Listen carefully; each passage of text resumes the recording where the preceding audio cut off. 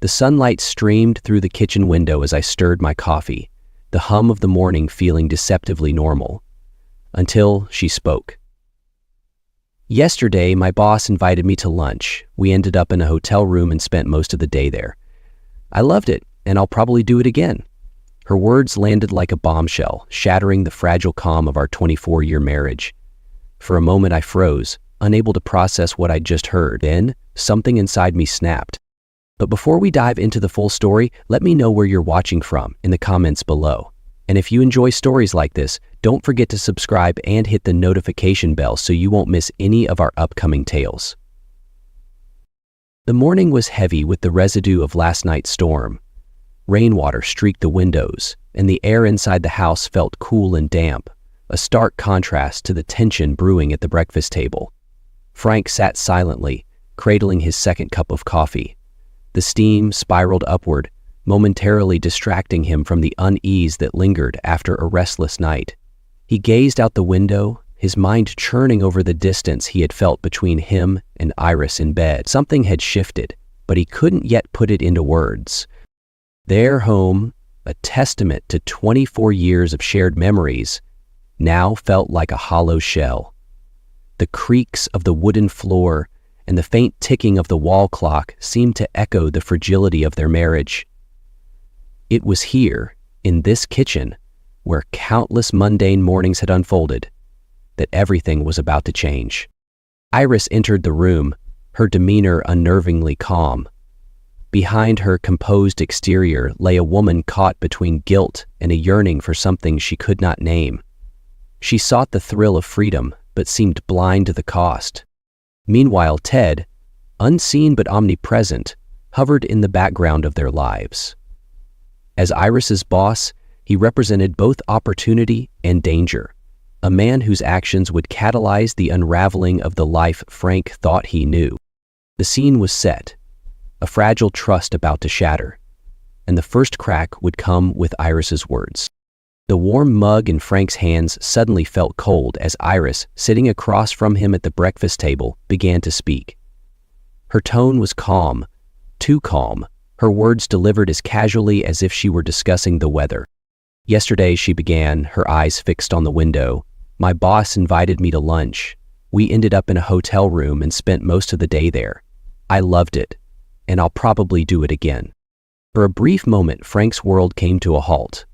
The hum of the refrigerator, the faint ticking of the kitchen clock, even his own heartbeat seemed to stop.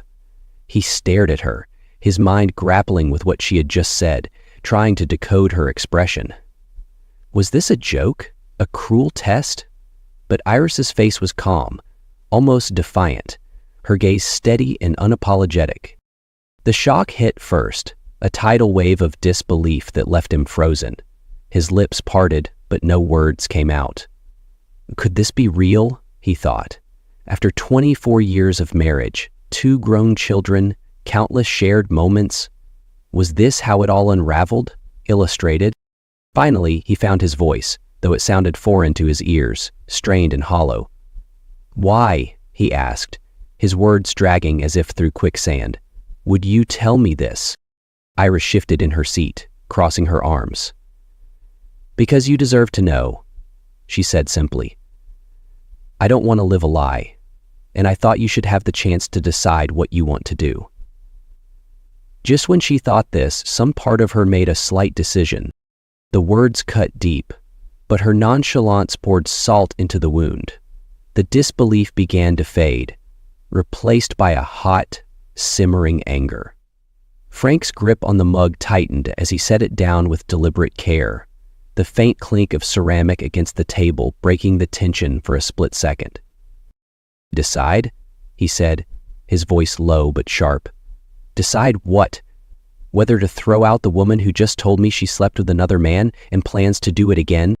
Iris frowned, her defensiveness rising. It's not that simple, Frank, she said. I'm trying to be honest with you. Frank let out a bitter laugh, his sarcasm cutting through the air like a blade. Honest? He echoed. You think telling me about your little hotel escapade makes you honest?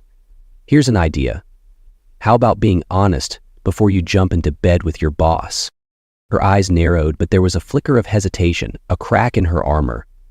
"I don't know what I was thinking," she admitted, her voice softer now. "I just felt alive. For the first time in years, I did something for me. I didn't plan it, it just happened." Frank's chair scraped against the floor as he stood abruptly, pacing the small kitchen like a caged animal. "It just happened?" he repeated incredulously. "What does that even mean, Iris? You don't accidentally end up in a hotel room with your boss. You made a choice, a deliberate, conscious choice to destroy everything we've built." The weight of his words hung heavily between them. Iris looked down, her fingers tracing the edge of the table. "I never wanted to hurt you," she said quietly. "I still love you." He stopped pacing and turned to face her, his voice cold and steady. "Love?" he said. "Don't use that word. You don't get to cheat on me and then call it love. Love doesn't do this. Love doesn't throw away 24 years for a cheap thrill." The air between them was thick with tension, the fragile threads of their relationship fraying with every word. For the first time, Iris looked uncertain, her confidence faltering. "I don't expect you to forgive me," she said, her voice trembling. "But I thought maybe we could talk about it." Frank shook his head, his laugh bitter and devoid of humor. "Talk about it? What's there to talk about? You've already decided I'm not enough for you." "I didn't say that," she protested, but her voice was weak. "You didn't have to," he shot back. "Your actions said it loud and clear." Silence fell over the room, the only sound, the distant rumble of thunder from the receding storm. Frank stared at Iris, his heart heavy with a mixture of anger, pain, and the faintest trace of sorrow. Trust, he realized, wasn't just broken, it was shattered. And no matter how much he wanted to, he didn't know if it could ever be pieced back together. Frank stood motionless, his arms crossed tightly over his chest, as if holding himself together was the only thing keeping him from exploding. The words churned in his mind, sharp and searing. Finally, he spoke, his voice laced with biting sarcasm. "So tell me, Iris," he began, his tone deceptively calm but loaded with venom, "why were you close to me last night? Do you like giving me sloppy seconds? Was that your way of soothing your guilt, offering me what was left after you were done with him?" Iris flinched at his words, her composure cracking for the first time. "Frank, don't twist it like that," she snapped, her voice defensive. "I was careful. I cleaned myself up before I came to you." The admission only fueled Frank's rage.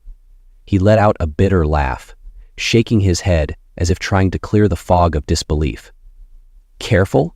he repeated, his voice rising. "You think being careful makes this better? You think that somehow erases the fact that you came to our bed, to me, after being with him? Do you even hear yourself?" Iris's hands clenched into fists at her sides, her frustration mounting. "I didn't do it to hurt you, Frank," she said, her tone pleading now. "I didn't think—" In elation that much is obvious, he interrupted, cutting her off with a glare. "You didn't think, or maybe you did, and you just didn't care." She inhaled sharply, struggling to keep her composure. "It wasn't about you," she said finally, her voice trembling. "It was about me. I've spent years being the perfect wife, the perfect mother. I needed something more, something for myself." Frank's expression hardened, his eyes narrowing as her words sank in. "Something for yourself," he echoed, his voice thick with disgust. "So, this was about your freedom, your need for excitement, and I was just collateral damage in your little rebellion?" Iris's gaze dropped to the table, her voice quieter now, tinged with guilt. "I just wanted to feel alive," she admitted. "I don't know what came over me, but it wasn't about replacing you or throwing us away. It was a mistake." "A mistake?" Frank repeated, his laugh humorless. "No, Iris, a mistake is forgetting to pay a bill or burning dinner. This was a choice, a deliberate, calculated choice to betray me." For a moment, the only sound was the distant ticking of the kitchen clock. Frank's mind was a whirlwind of emotions.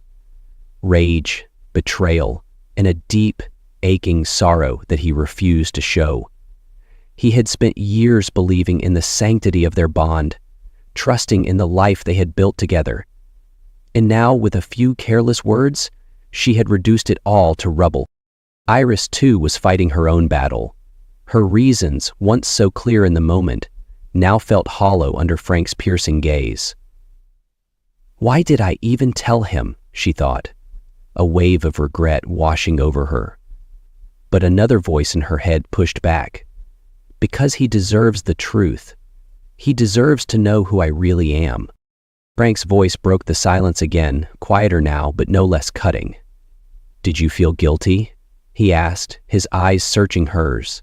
When you came to me last night, was it guilt that drove you, or was it just habit? Iris hesitated, her voice barely above a whisper. I don't know, she admitted. Maybe it was guilt, or maybe I was trying to see if anything had changed. Well, Frank said coldly, it has. Everything has. Clear. The weight of his words hung heavily between them, neither one daring to break the silence.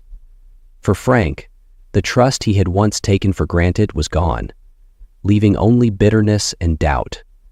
For Iris, the realization of what she had truly lost began to sink in. But the path to redemption, if it even existed, seemed impossibly far away. The silence in the house after their heated exchange was suffocating, broken only by the faint creak of the floorboards as Frank paced the living room. His chest felt tight, his hands clenching and unclenching at his sides. The words Iris had spoken, her calm confession and her justifications, echoed in his head, each syllable reopening the wound she had inflicted. Finally, he stopped pacing, turning to see Iris standing in the doorway, her expression a mix of defiance and regret. Her arms were crossed, a defensive posture that only heightened his frustration.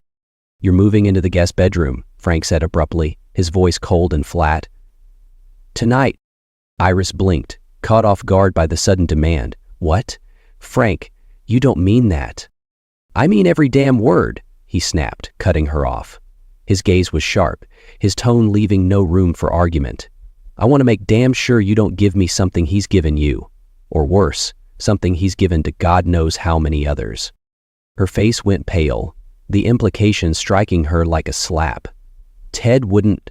She stopped herself. It was impossible that this was what he wanted, the last thing he needed. Don't, Frank interrupted, his voice lowering but no less dangerous. Don't you dare defend him to me. You have no idea what kind of man he really is. Just like I clearly had no idea what kind of person you'd become. Iris's hands tightened into fists at her sides, but her voice softened. Frank, I made a mistake. I told you because I wanted us to work through this. Frank laughed bitterly, the sound harsh and humorless. Work through this, he repeated. Iris, you didn't come to me for help before you threw our marriage under the bus. You didn't ask me if something was missing, if we could fix whatever you thought was broken. No, you went straight to him. I told you it wasn't about you, she shot back, her voice trembling with frustration. It was about me, about feeling like I still mattered. Then why are you here now? Frank countered, stepping closer. If this was all about you, why are you standing here trying to salvage whatever's left? Or is this just another way to make yourself feel better? Iris's eyes glistened, but she held back her tears. Because I love you, she said quietly. Because, no matter how much I messed up, I can't imagine my life without you. For a moment, the rawness of her words cut through Frank's anger, but the wound was too fresh, the betrayal too deep. He shook his head, his jaw tightening. I can't do this tonight, he said, his voice weary. Move your things into the guest room. I need space. And you? He exhaled sharply, running a hand through his hair. You need to figure out what you want. The tension in the room was palpable as Iris nodded slowly, turning to leave. Her steps were heavy, as if the weight of their crumbling marriage was dragging her down. When she disappeared up the stairs, Frank collapsed onto the couch, his head in his hands. 24 years. The thought hit him like a sledgehammer. 2 decades of shared memories, of raising their children, of building a life together. It was all unraveling in the span of a single morning. His mind drifted to their wedding day, the way she had laughed as they danced at their reception, the vows they had exchanged. How had they ended up here? Upstairs, Iris sat on the edge of the bed in the guest room, staring blankly at the closet she now had to fill with her belongings. Her heart ached with regret as her mind replayed the moments that led to this. She had thought she wanted freedom, a break from the monotony of her role as a wife and mother. But now, sitting alone, she realized how much she had taken for granted. She glanced toward the door, half hoping Frank would come in, say something to indicate they weren't completely broken. But the silence was deafening. She had pushed him too far, and she knew it. Downstairs, Frank leaned back, staring at the ceiling. The house felt unbearably quiet, the kind of quiet that marked the absence of something once cherished. He had always believed their marriage could weather anything, but now he wasn't so sure. Trust, he thought bitterly, was like a glass. Once shattered, it didn't matter how carefully you pieced it back together. The cracks would always show. The clock struck midnight, but sleep seemed impossible for either of them. Upstairs and downstairs, they each wrestled with the weight of what they had lost, and the question neither dared to ask. Was this the end? Or could they ever find a way back? The next morning, Frank sat in his car outside a modest office building, staring at the bold letters etched into the glass. Douglas and Associates, Family Law. The morning sun cast long shadows across the pavement, but its warmth did little to thaw the cold knot of anger and sadness in his chest. He had made the appointment yesterday, his decision stealing with every moment of silence that filled his broken home. Now it was time to move forward. As he stepped into the office, a young receptionist greeted him with a professional smile. "Mr. Frank Connors?" she asked. Frank nodded. "Mr. Douglas will see you now." He exited the office and resumed his previous pacing, which was pretty slow. The lawyer, a man in his 50s with sharp eyes and a calm demeanor, gestured for Frank to sit.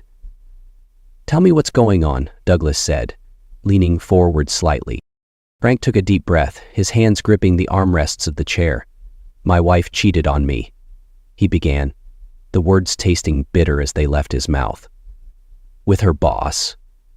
24 years of marriage, and she just threw it all away." Douglas nodded, his expression neutral. "And you want to file for divorce?" "Yes," Frank said firmly. "And I want to know if I can sue the man she cheated with." "Ted Harrow." "An alienation of affection claim," Douglas replied, scribbling notes on a legal pad. "It's possible, though not easy. Do you have any evidence beyond what your wife told you?" Frank hesitated. "No, not yet. But I have her admission. She didn't just confess, she practically bragged about it." Douglas's pen paused mid-scribble. "If she's willing to testify to that, it might strengthen your case. But let me be clear. These claims can drag out and cost a lot. Are you sure this is what you want?" Frank stared at the lawyer's desk, his mind replaying Iris's words. "We ended up in a hotel room. I loved it, and will probably do it again." The image of her smiling as she said it burned in his mind. "Yes," he said finally, "I want to make sure he knows what he's done." After discussing the logistics, Frank left the office feeling drained but resolute. As he walked to his car, memories of happier times with Iris flooded his mind. He remembered the way she laughed as they danced at their wedding, the quiet nights spent planning their future, the joy on her face when their children were born. Those memories felt like artifacts from another life, one that was now out of reach. That evening, Frank sat at the dining table, staring at his phone. He had promised Marcy and Dave, their 2 adult children, that he would call. He knew Iris had already spoken to them, likely spinning her version of events, and he needed them to hear his side. He dialed Marcy first. She picked up on the second ring. "Hi, Dad," she said softly, her voice tinged with worry. "Hi, sweetheart," Frank replied, trying to keep his tone steady. "Your mom told you, didn't she?" "She said you're getting a divorce," Marcy confirmed. "She said it's her fault." Frank nodded, even though she couldn't see him. "It is. She cheated on me, Marcy." There was a pause, then Marcy sighed. "Dad, I don't even know what to say. I'm so sorry. Are you sure there's no way you two can work this out? You've been together for so long." Frank closed his eyes, the weight of her words pressing down on him. "I don't think I can, honey. What she did, it broke something in me. I don't know if I can ever trust her again." Marcy hesitated. "I understand, Dad, but I want you to be happy, whatever that looks like." "Thanks, Marcy," Frank said, his voice softening. "That means a lot." Later, Frank called Dave, their son, who was more direct. "So you're done with her?" he asked bluntly. Frank sighed. "It's not that simple, Dave." "Sure it is," Dave replied. "She cheated, she's out. Isn't that how it works?" "It's a little more complicated when you've spent 24 years with someone," Frank said. "But yeah, it feels like it's over." "Good," Dave said. "She doesn't deserve you, Dad." Frank felt a pang of sadness. "It's not that black and white, Dave. Your mom made a terrible mistake, but she's still your mom." "Doesn't mean I have to like what she did," Dave muttered. "But, okay. What do you need from me?" "Just be kind to her," Frank said after a pause. "For me." That night, as Frank lay in bed, his mind drifted to the life they had built, the holidays, the laughter, the struggles they had overcome together. Now, it all seemed like a distant dream. As much as he wanted to hold on to the good times, the betrayal was a chasm he couldn't see a way across. For now, all he could do was brace himself for the battles ahead. Iris sat on the edge of her bed in the guest room, the phone resting heavily in her hand. The weight of what she was about to do settled deep in her chest, pressing down like a physical burden. She knew the calls were necessary. Her parents, his parents, and most importantly, Marcy and Dave deserved to hear the truth from her. But knowing that didn't make it any easier. Her thumb hovered over the call button for a moment before she pressed it. The phone rang twice before her mother picked up, her familiar voice instantly bringing a pang of nostalgia. "Iris, what a surprise," her mother said warmly. "Hi, Mom," Iris replied, her voice quieter than she intended. I need to tell you something." Her mother paused, the shift in Iris's tone not lost on her. "What is it, dear? Is everything all right?" "No," Iris admitted, her voice trembling. "Frank and I are getting a divorce." The silence on the other end stretched long enough for Iris to feel compelled to fill it. "It's my fault, Mom. I made a terrible mistake. She faltered, the words catching in her throat. I hurt him," she said. Her mother's voice returned, tinged with shock and sadness. "Oh, Iris, what happened? After all these years? Why?" "I don't know," Iris whispered, tears welling up. I don't know."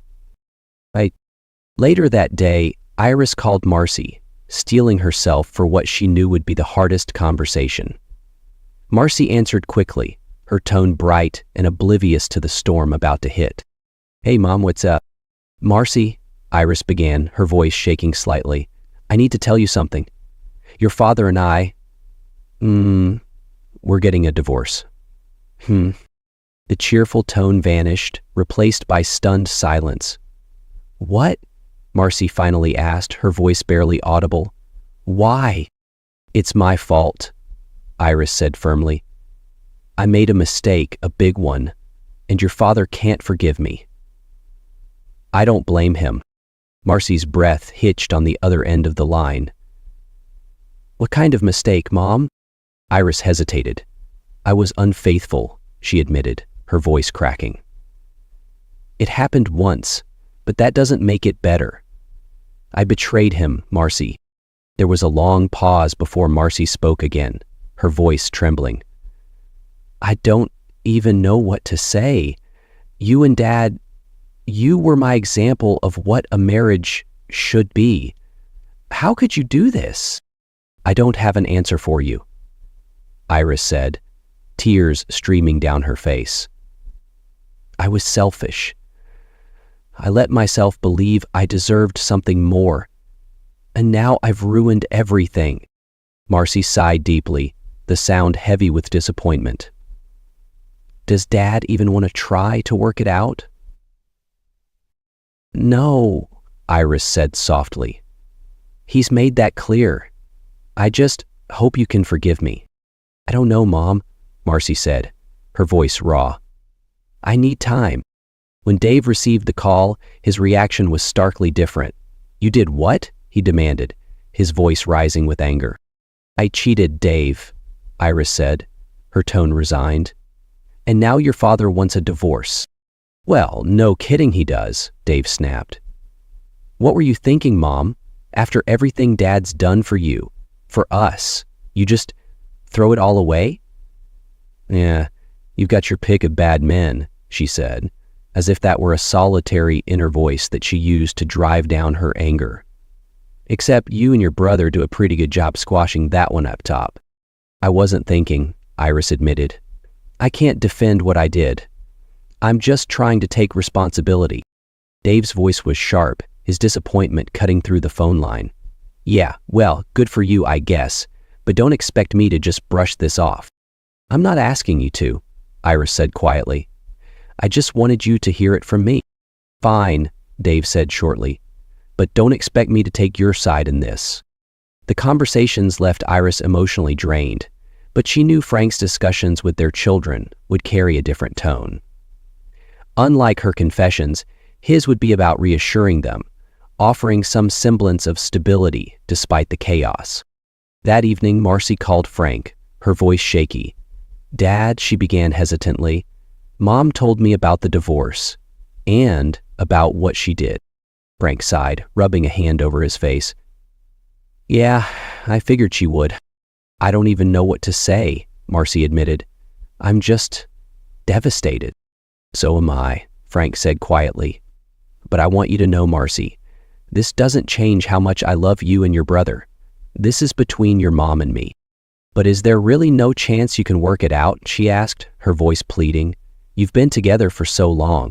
Marcy, Frank said, his tone gentle but firm. Trust is the foundation of any relationship. Without it, there's nothing left to build on. I don't think I can ever trust her again. Later, Dave called, his approach more direct. So, what's next, Dad? Are you filing? I already have, Frank said simply. There's no going back. Good, Dave said, his anger toward Iris still palpable. She made her bed, let her lie in it. Frank sighed. Dave, I know you're angry, but she's still your mom. I'm not asking you to take sides. I know, Dave muttered, but that doesn't mean I have to be okay with what she did.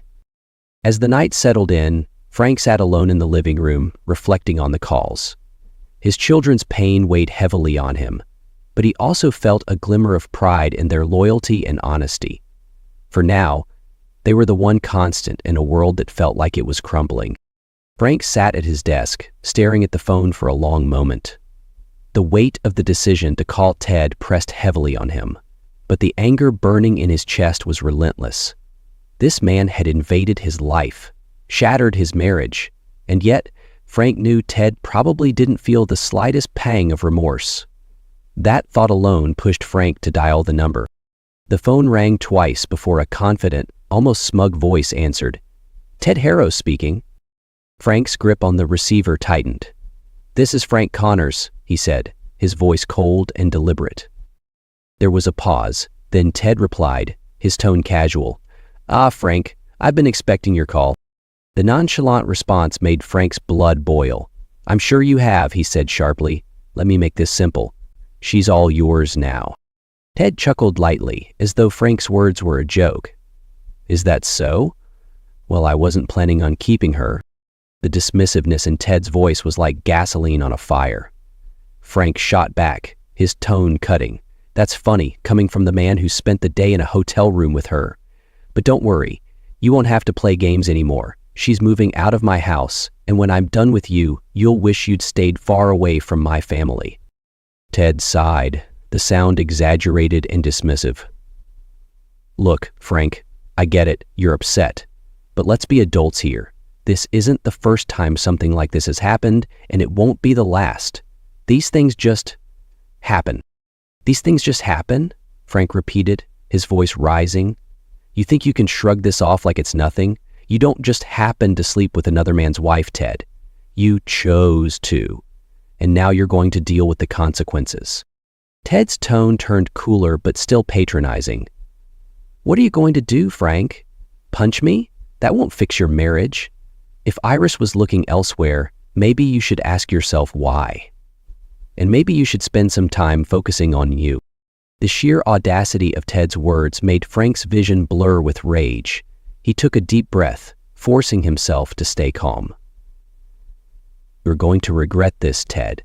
I've already contacted my lawyer. We're filing for divorce, and I'm coming after you next. Filing a lawsuit? Ted asked, his voice laced with amusement. Good luck with that. Do you even know how hard it is to prove alienation of affection?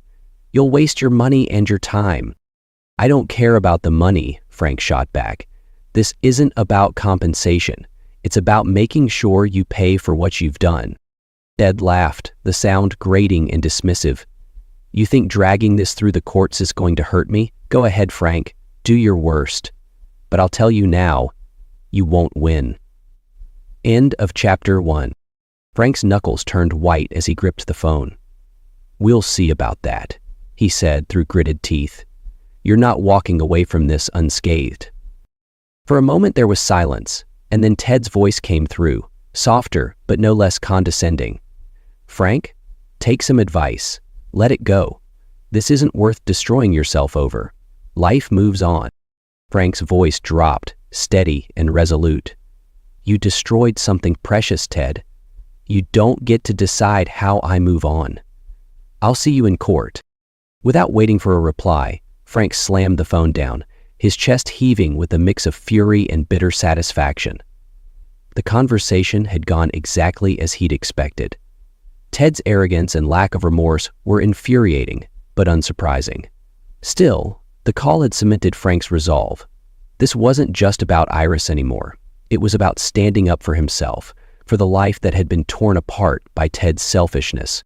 He leaned back in his chair, staring at the ceiling as the weight of the encounter settled over him. For the first time in days, his thoughts weren't consumed solely by Iris's betrayal. Now there was a new focus, a new battle to fight. And while the pain of losing his marriage still loomed large, Frank found a grim sense of purpose in holding Ted accountable. The next morning, Frank sat across from his lawyer, recounting the call in detail. Douglas listened carefully, nodding as he jotted down notes. It's clear he's not going to cooperate, Douglas said finally. But his arrogance might work in our favor. If we can establish a pattern of behavior, or find witnesses who can confirm the affair, we might have a case. Frank nodded. I don't care how long it takes. I want him to know he can't just walk away from this. Douglas gave him a measured look. This won't be easy, Frank. You need to be prepared for a fight. I've been fighting my whole life, Frank said quietly. I can handle this. As Frank left the office, the anger in his chest burned a little less fiercely. It wasn't closure, far from it, but it was a step. And for now, that was enough. The living room buzzed with chatter as family and friends mingled during Marcy's birthday celebration. Frank lingered near the kitchen, sipping from a glass of sparkling water. The familiar hum of voices, clinking glasses, and bursts of laughter filled the air. But Frank's focus was elsewhere. He had known Iris would be here. Marcy had made sure of it. But nothing could have fully prepared him for the moment when he saw her walk in. Dressed in a deep blue dress that matched her eyes, Iris seemed hesitant as she entered the room. Her gaze flitted around, finally landing on Frank. For a moment, their eyes locked, and the noise of the room seemed to fade. Frank felt a strange tug, a mix of anger, sadness, and something else he couldn't quite name. He quickly looked away, pretending to examine the drink in his hand. Marcy, ever the keen observer, appeared at Frank's side. "You don't have to avoid her, you know," she said softly, her tone gently coaxing. "It's my birthday. Can we try to get through this without tension?" Frank exhaled sharply, his grip tightening on the glass. "I'm not avoiding her," he muttered. "I just don't know what to say." "Maybe you don't need to say anything profound," Marcy replied. "Just talk. You both look miserable." Frank shot her a look, but she was already gone, heading toward Iris. He watched as Marcy leaned in, whispering something to her mother, who glanced in his direction before nodding hesitantly. Later in the evening, as the crowd thinned, Iris found herself near Frank at the dessert table. The silence between them was heavy, but neither seemed willing to break it. Finally, Iris spoke, her voice tentative. "How are you, Frank?" He glanced at her, his expression unreadable. "I'm fine," he said curtly, then added, You? "I'm managing," Iris replied, her fingers fidgeting with the edge of a napkin. "It's been difficult." Frank's jaw tightened, the words sparking a flood of emotions. "Difficult?" he echoed, his voice low but pointed. "You made a choice, Iris. You don't get to call it difficult." Her eyes glistened, but she held his gaze. "I know," she said softly, "and I'll carry that choice for the rest of my life.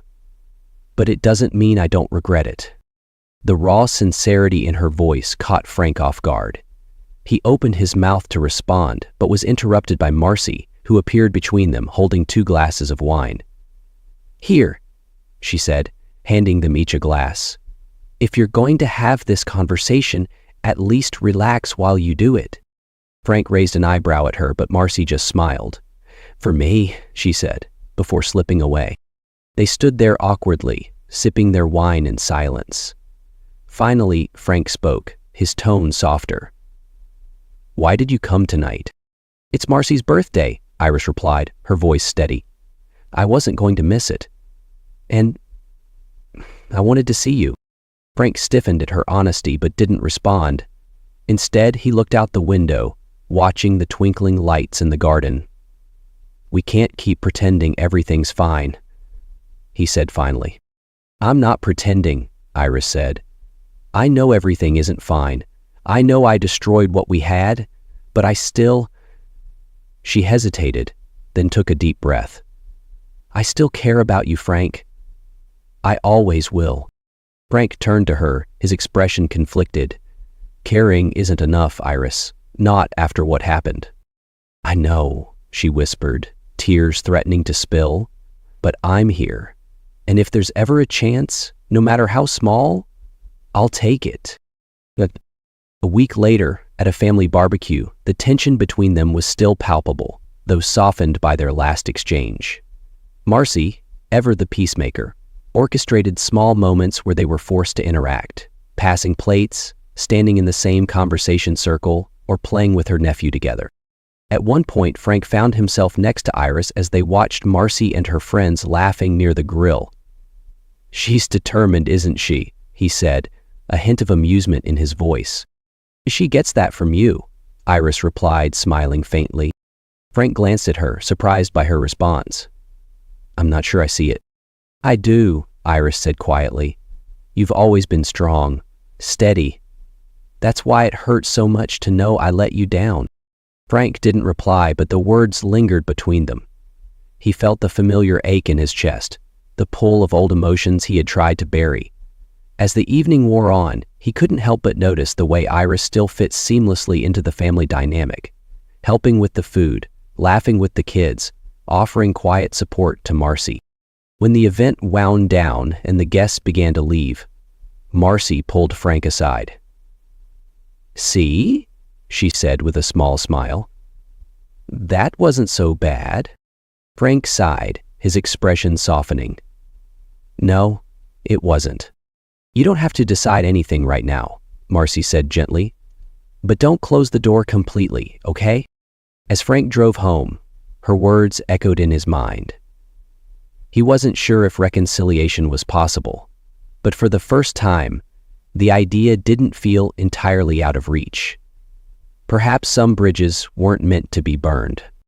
The drive to California was both liberating and suffocating for Frank. On one hand, the open road symbolized a fresh start, a chance to leave behind the debris of his fractured marriage. On the other, the miles stretched endlessly, giving him too much time to think, to replay the moments that led to his new reality. By the time he arrived in Santa Monica, the ocean air was a welcome distraction, offering a brief reprieve from the weight in his chest. Frank's new job quickly became his anchor. Days were long, filled with meetings, deadlines, and getting to know his new team. The intensity of the work helped keep his mind occupied, but the nights were harder. Alone in his modest apartment, the silence crept in, bringing with it memories he couldn't suppress. The laughter he and Iris once shared, the warmth of her presence, even the arguments. All of it haunted him.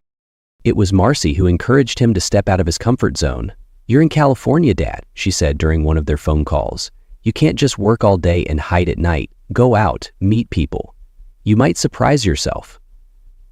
And reluctantly, Frank took her advice and began frequenting a local lounge, a lively spot with live music on weekends.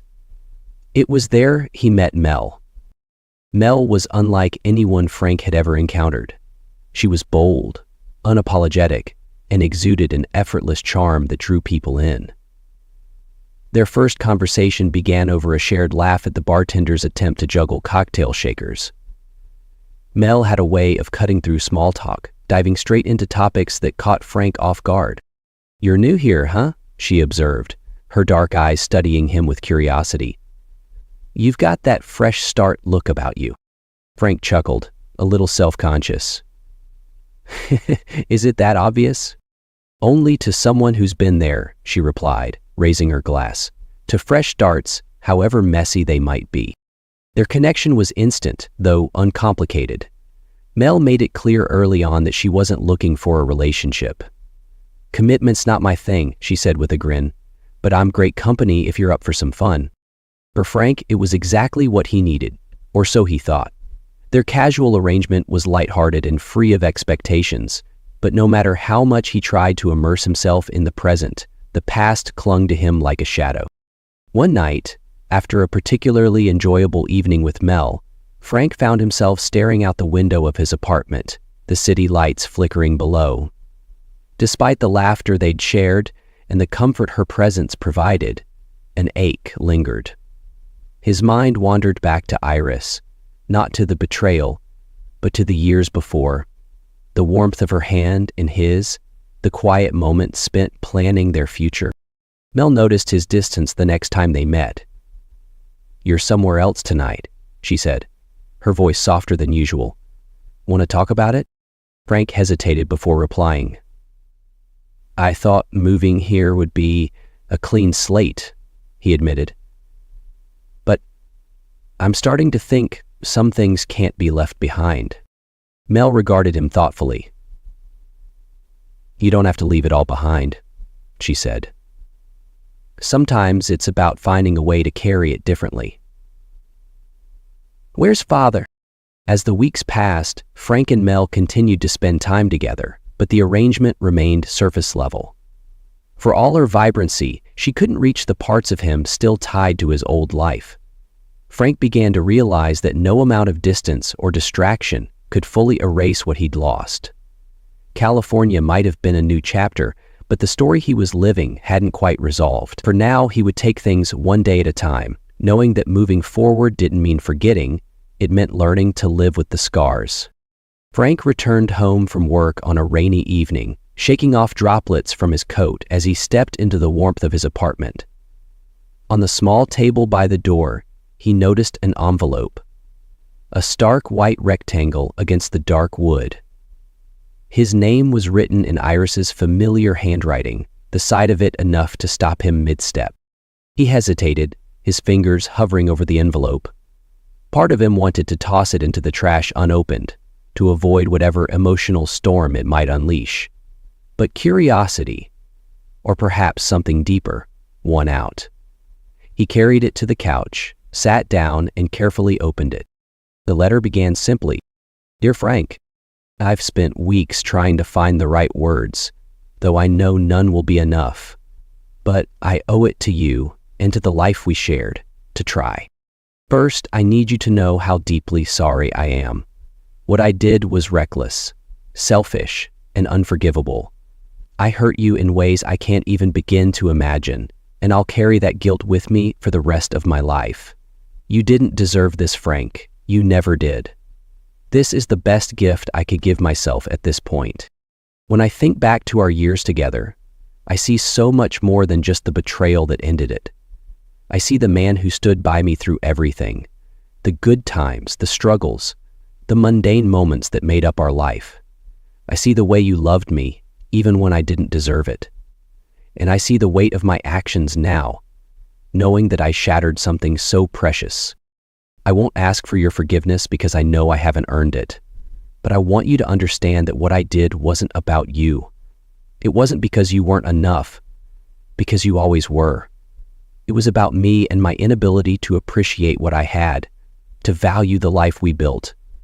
I was searching for something I thought I was missing, only to realize too late that everything I needed was right in front of me. Frank, I still love you. I know those words might mean nothing now, but they're true. I love you and I always will.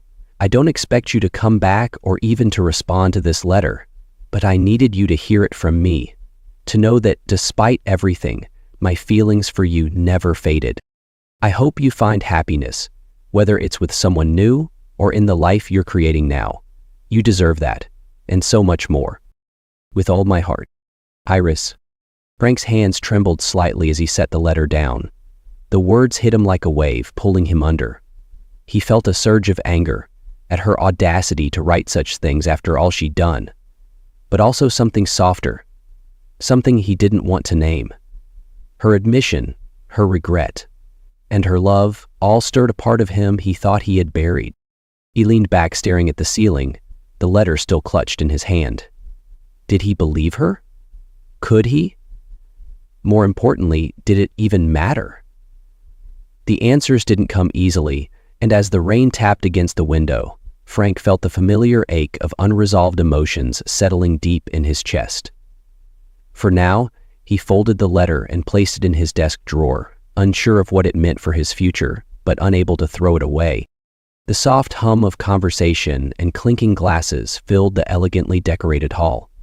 Frank stood near the bar, nursing a glass of wine he wasn't particularly interested in drinking.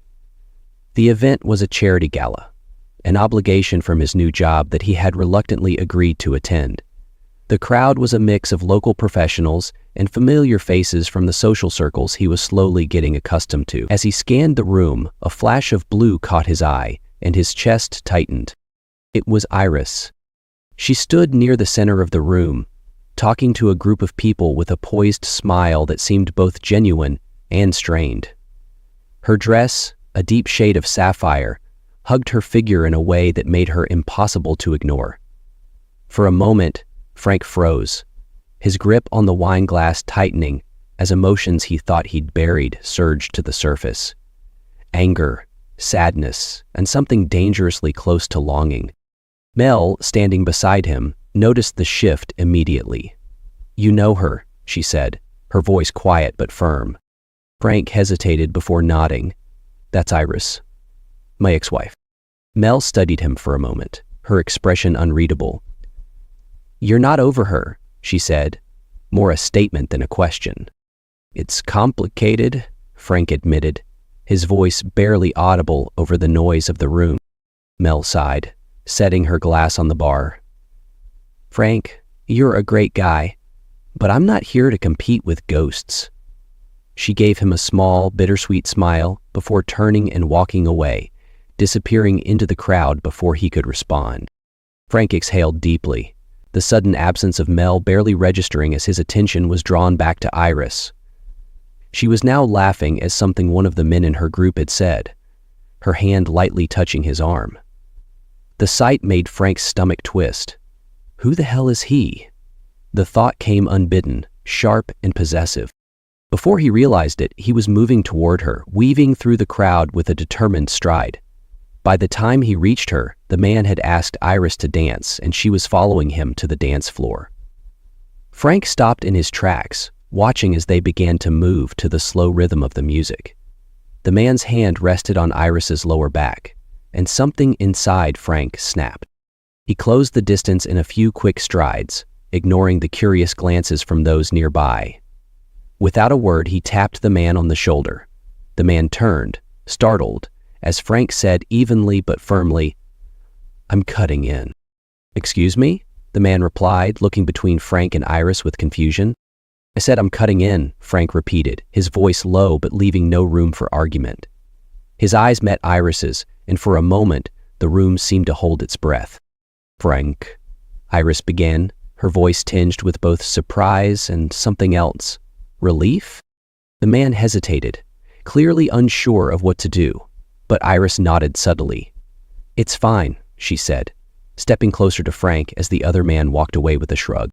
As they began to dance, the air between them was heavy with unspoken words.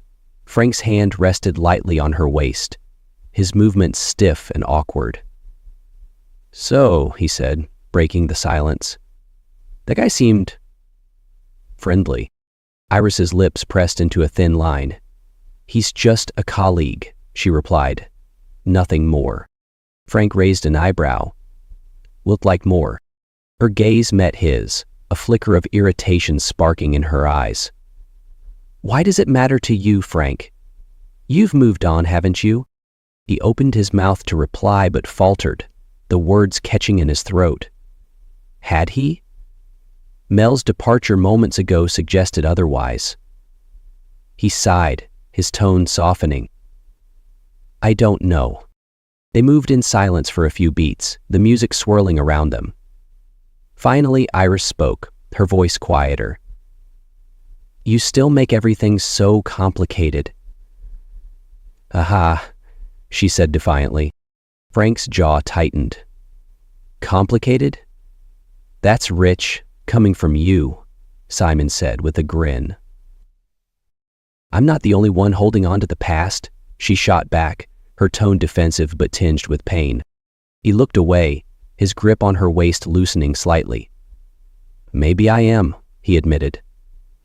"But it's hard to forget 24 years, Iris. Even harder to forget how it ended."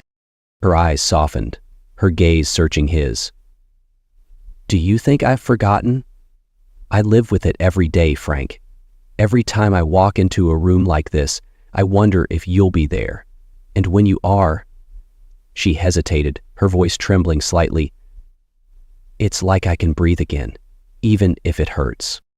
The vulnerability in her words caught Frank off guard, cutting through his anger. He stopped moving, the music continuing around them as he looked at her. "Iris?"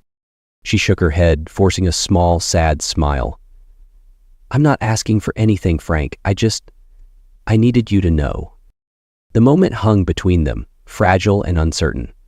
Before Frank could respond, the song ended and the spell was broken. Iris stepped back, her hands slipping from his. "Good night, Frank," she said softly, before disappearing into the crowd. Frank stood there, rooted to the spot, as the noise of the gala swirled around him. For the first time in months, he felt the walls he had built around his heart begin to crack. Whether it was a step forward or backward, he couldn't yet tell. The following evening, Frank sat in his small living room, the steady ticking of a clock filling the silence. He had barely slept since the gala, his thoughts consumed by the unspoken tension between himself and Iris. The knock at the door was soft, tentative. He knew it was her before he even opened it. Iris stood on the other side, her coat pulled tightly around her, the night's chill evident on her cheeks. She looked hesitant, almost fragile, but there was a determination in her eyes. "Can I come in?" she asked softly. Frank nodded, stepping aside to let her in. She moved past him into the living room, her gaze briefly sweeping the room before settling on the couch. He followed, taking a seat across from her. For a moment, neither spoke. The silence waited with anticipation. Finally, Iris broke the quiet. "I shouldn't have gone to the gala," she admitted. "But I couldn't help it. I wanted to see you." Frank leaned back, his arms crossed. "Why? So we could have another awkward encounter?